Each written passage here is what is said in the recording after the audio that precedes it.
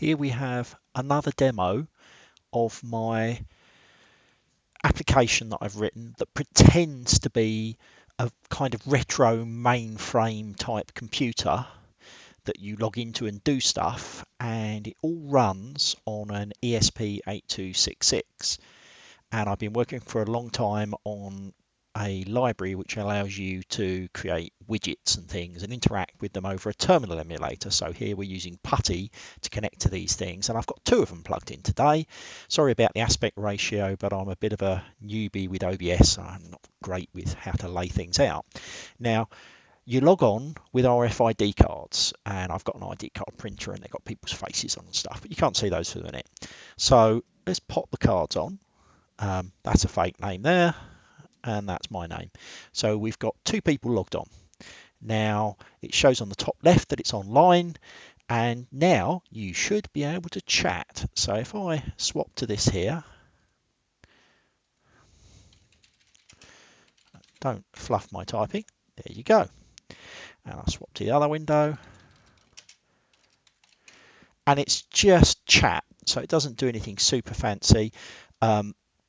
At the moment, the only thing you can really do is global chat messages and group chat messages, and people can be in different groups and things are tagged with the group. So group, there you go. So we should get it. Yeah, there we go. So that's group chat working, and I've worked out the scheme for doing private messages, but that's not kind of there at the moment.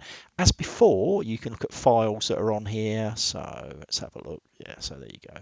So it's files, and it's got a scheme behind it for backing up the users between the systems, so it keeps sequence numbers of what the user information is and shares all that stuff. So at the moment that's kind of a bit broken. I'll come back to that, but it's kind of faking up a user interface that somebody, yes, there you go. So it's a bit garbagey, but it's faking up a user interface that somebody can realistically use to look at and think that they're using a old school mainframe type thing.